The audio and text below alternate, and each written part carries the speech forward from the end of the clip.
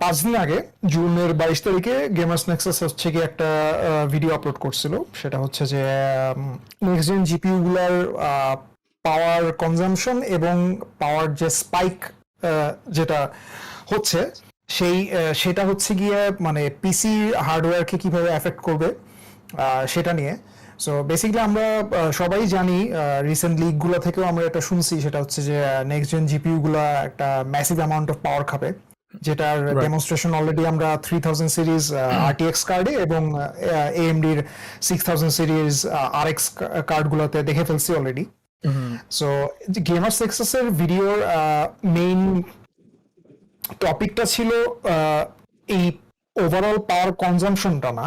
Basically যেটা হয় সেটা হচ্ছে যে একটা জিপিইউ হচ্ছে গিয়ে হেভি লোডে কাজ করার সময় যদি কন্টিনিউয়াসলি 300 ওয়াট, কথার কথা 300 ওয়াটও খেতে থাকে, হঠাৎ করে মাঝে মাঝে কোনো একটা পয়েন্টে সে 700, 650, 500 ওয়াট খেয়ে আবার সাথে সাথে নিচে নেমে চলে আসে। এই যে পাওয়ার স্পাইকটা, এটা গেমার্স নেক্সাস এই যে ইভেন্ট, পাওয়ার স্পাইকের যে ইভেন্টটা বা ট্রানজিয়েন্ট যে ইভেন্টগুলোর মানে ব্যাপারটা, সেটা নিয়ে হচ্ছে গিয়ে একটু ইনভেস্টিগেশন চালাইছে। আমরা সবাই জানি যে গেমার্স নেক্সাসের অনেক বেশ ভালো ভালো সফিস্টিকেটেড হার্ডওয়্যার আছে এই জিনিসগুলো মেজার করার জন্য। ইনফ্যাক্ট গেমার্স নেক্সাসের ভিডিওগুলো যারা রেগুলারলি দেখেন তারা এগুলা অবশ্যই দেখছেন। ওরা প্রায় হচ্ছে ওদের টেস্টিং ইকুইপমেন্ট গুলার নিয়ে ওরা একটা ব্লগের মতো, স্পেশালি গেমার্স নেক্সাসে না দেখলেও আপনি জিএন এক্সট্রাস ওই চ্যানেলটাতে আপনারা ওগুলো দেখবেন। যাই হোক, মেইন টপিকে আসি। আমি আমার স্ক্রিনটা শেয়ার দিছি অনেকজন একটু দেখাতে। আচ্ছা, সো বেসিক্যালি আচ্ছা এই ছবিতে আমরা কি দেখতে পাচ্ছি? এই ছবিতে গেমার্স নেক্সাস দেখাচ্ছে যে ওরা হচ্ছে গিয়ে একটা জিপিইউ হেভি লোডে রান করার সময় ওদের অসিলোস্কোপে দিয়ে হচ্ছে গিয়ে যখন ওরা পাওয়ার কনজাম্পশন রেকর্ড করতেছিল, তখন হচ্ছে গিয়ে ওরা এই স্পাইকগুলো রেকর্ড করে।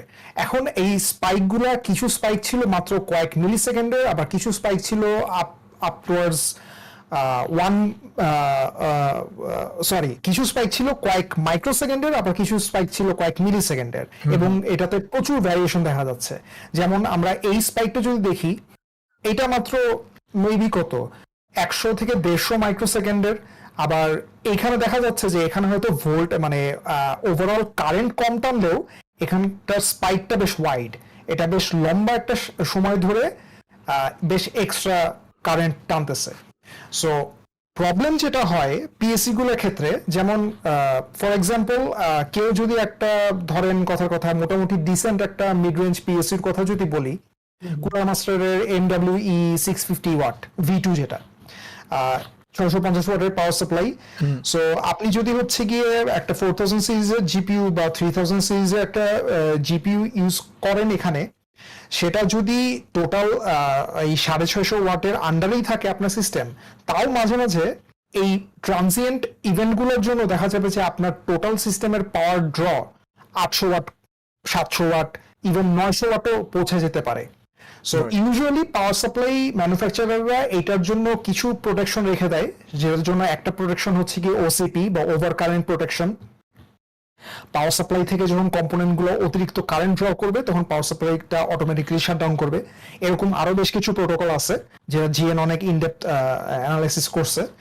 সো বেসিক্যালি সমস্যাটা যেটা হয়েছে সেটা হচ্ছে যে সব পাওয়ার সাপ্লাই লম্বা সময়ের জন্য এই ট্রানজিয়েন্ট ইভেন্ট গুলো হ্যান্ডেল করতে পারে না। সো এই ট্রানজিয়েন্ট ইভেন্ট গুলা কত লম্বা সময় ধরে হইতে পারে সেটা নিয়ে ওরা একটা বেঞ্চমার্কও পাবলিশ করছে, আমার স্ক্রিনে এখন দেখা যাচ্ছে। সেটা হচ্ছে যে প্রথমে বলে রাখি, ওরা অবভিয়াসলি হচ্ছে গিয়ে অ্যাভারেজ ভ্যালু গুলো নিছে। সেটা হচ্ছে যে আমরা এই ছবিতে যেরকম দেখলাম, কিছু স্পাইক ছিল কয়েকশো মাইক্রো সেকেন্ডের, কিছু স্পাইক ছিল 1 মিলি সেকেন্ড, 1.5 মিলি সেকেন্ড, 2 মিলি সেকেন্ড, এরকম। তো গেমার্স নেক্সাস বেসিক্যালি হচ্ছে কি 100 মাইক্রো সেকেন্ডের স্প্যান করে এরকম কিছু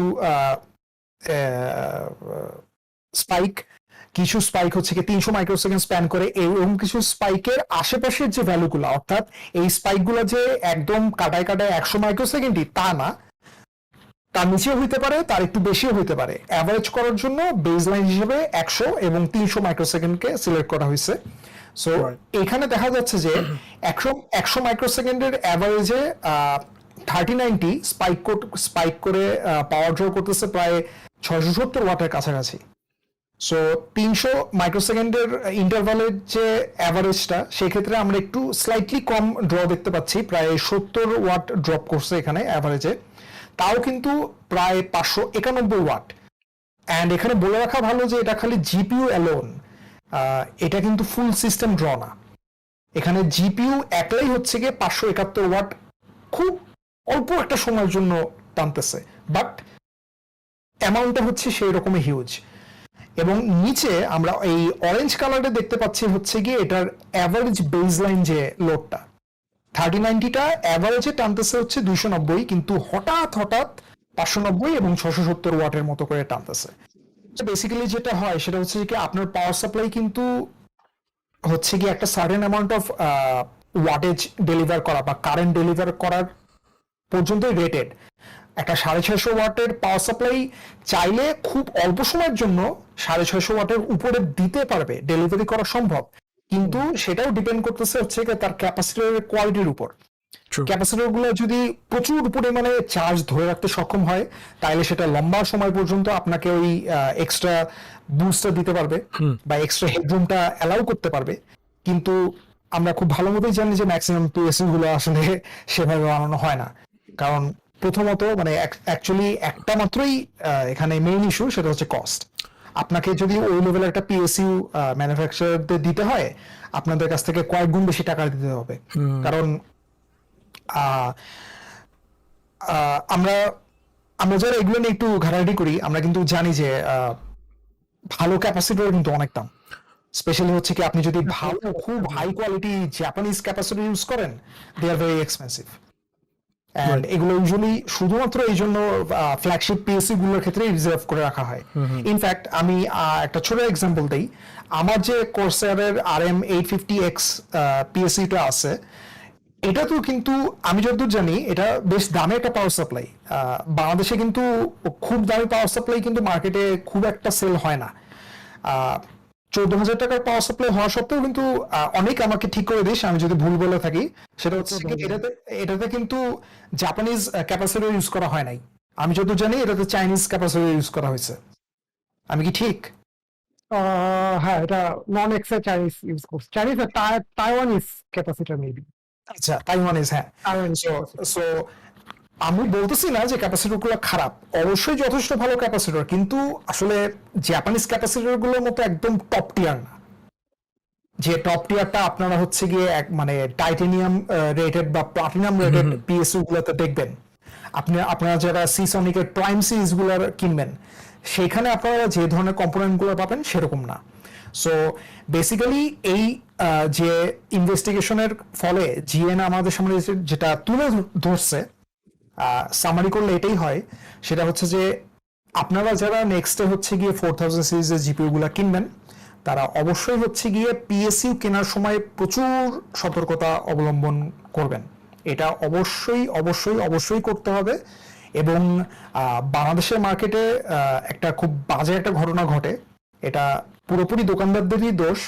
আপনি যখন জিপিইউ কিনতে যাবেন, আপনাকে বলবে যে ও ভাই আপনার 3060 750 ওয়াটে এনাফ, এই দেখেন এনভিডিয়া তো প্যাকেটে লিখে দিছে যে রেকমেন্ডেড পিএসইউ 650 ওয়াট, কিন্তু এই ট্রানজিয়েন্ট পিক গুলা কিন্তু সব 650 ওয়াট হ্যান্ডেল করতে পারবে না। ইনফ্যাক্ট আমি বলবো যে ইভেন একটা ফ্ল্যাগশিপ লেভেলের 650 ওয়াটের পাওয়ার সাপ্লাইও কিন্তু এই লেভেলের ট্রানজিয়েন্ট পিক হ্যান্ডেল করার ক্ষমতা নাই। সো আপনাকে বাড়বে, সূচকতা যত ওয়াটেজ বাড়বে তার ট্রানজিয়েন্ট স্পাইকটা হ্যান্ডেল করার ক্ষমতা তত বাড়বে, এটাই হলো এক্স্যাক্টলি।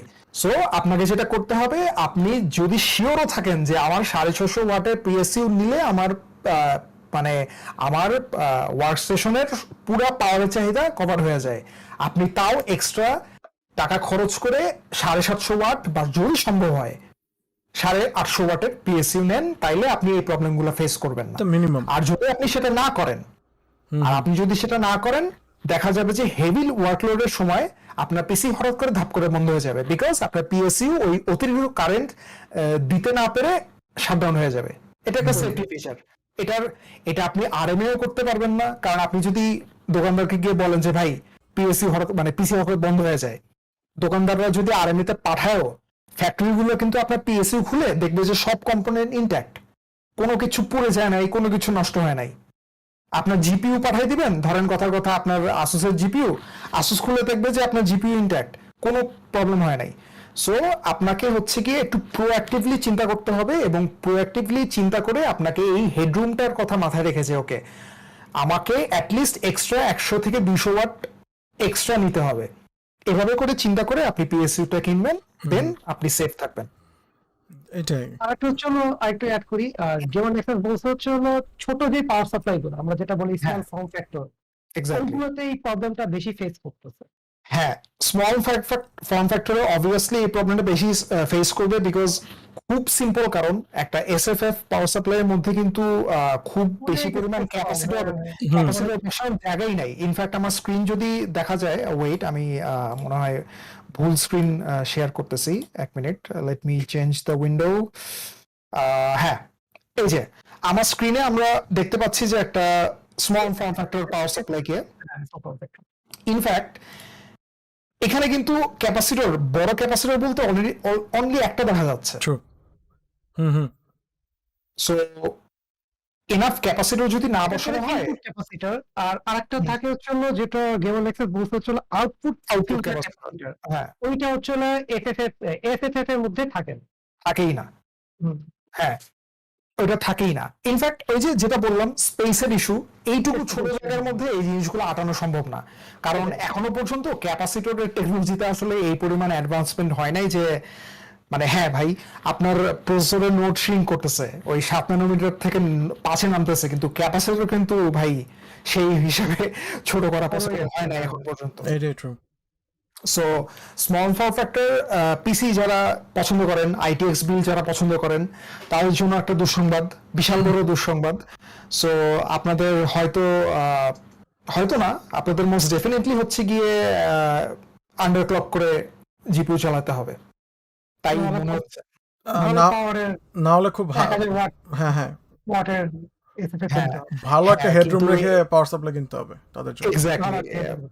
হ্যাঁ, কিন্তু এই যে কস্টের সমস্যাটা, এসএফএফ পাওয়ার সাপ্লাই গুলো কিন্তু ইউজুয়ালি বাংলাদেশে রেয়ার এন্ড দে কস্ট আ লট। এখন কথা হচ্ছে কেউ একজন 3080 অথবা 3090 যদি ইউজ করে অথবা 4000 এর যদি হাই, সরি আমরা হ্যাঁ, আমাদের ওই অডিয়েন্সের জন্য তো আসলে এই দেশে পাওয়া যায় না, এটা কোনো সমস্যা না।